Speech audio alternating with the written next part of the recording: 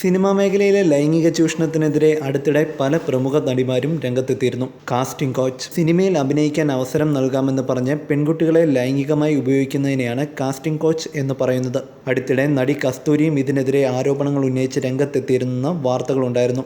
നടിമാരോട് വഴങ്ങിക്കൊടുക്കാൻ ആവശ്യപ്പെടുന്ന സിനിമാക്കാർ ഉണ്ടെന്നും തയ്യാറാവാത്തതിനാൽ തനിക്ക് നിരവധി അവസരങ്ങൾ നഷ്ടപ്പെട്ടിട്ടുണ്ടെന്നും കസ്തൂരി പറഞ്ഞതായി അഭിമുഖത്തിൽ വന്നിരുന്നു.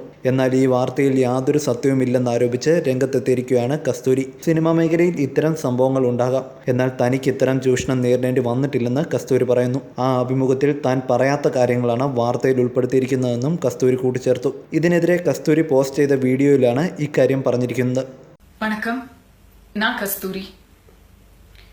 நடிகைகளை இழிவா சித்தரிச்சு அவங்கள பத்தி கேவலமா செய்தி போட்டு பொழப்பு நடத்துற பொறுப்பில்லாத பத்திரிகையாளர்களுக்கு என்னுடைய சிரம் தாழ்ந்த வணக்கங்கள். நடிகைகளை பத்தியும் அவங்களுடைய அந்தரங்கத்தை பத்தியும் எங்களுக்கே இல்லாத அக்கறை உங்களுக்கு நிறைய இருக்குன்னு எங்களுக்கு நல்லா தெரியும். 2 நாளா என்ன நியூஸ்ன்னு தேடிட்டு இருந்தவங்களுக்கு இன்னைக்கு நான் கிடைச்சிருக்கேன்.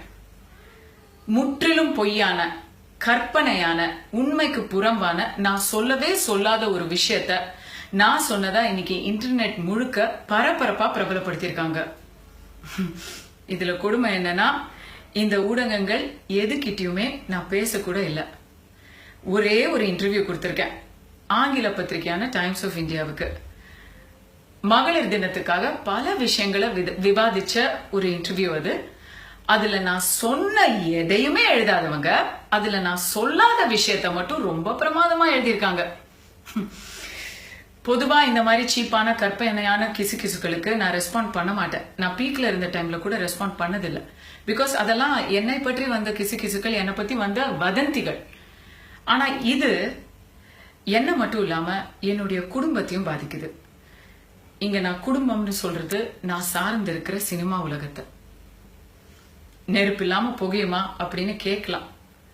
நெருப்பு இல்லாம புகையறது என்ன, முழு சாப்பாடே சமைக்க முடியும் அப்படின்னு நிரூபிக்கக்கூடிய சில தந்திரசாலிகள் இருக்காங்களே. இதுல மிகப்பெரிய பத்திரிகைன்னு சொல்லிக்கிற ஒரு நாளேடு தான் இதையெல்லாம் துவக்கி வச்சது.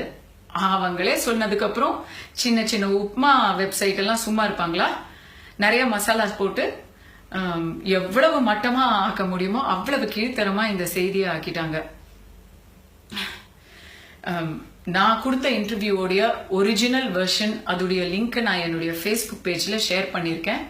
என்னுடைய Facebook page ID actress Kasthuri. யார் வேணும்னாலும் அங்க வந்து அந்த இன்டர்வியூவை படிக்கலாம், படிக்கணும். Please compare it to the குப்பை that's floating in the internet right now.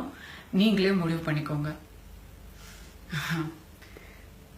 நாங்க நல்லவங்க, ஒழுக்கமானவங்க, சராசரி மனுஷங்க. எங்களுக்கும் தனிப்பட்ட வாழ்க்கை இருக்கு. இப்படியெல்லாம் ஒவ்வொருத்தர்கிட்டயும் கான்டக்ட் சர்டிபிகேட் வாங்குற தேவை சினிமாக்காரங்களுக்கு இல்லை.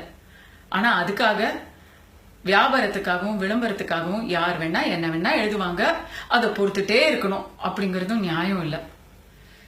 You're watching me on metromatney.com. on metromatney.com. metromatney.com. Subscribe for more videos.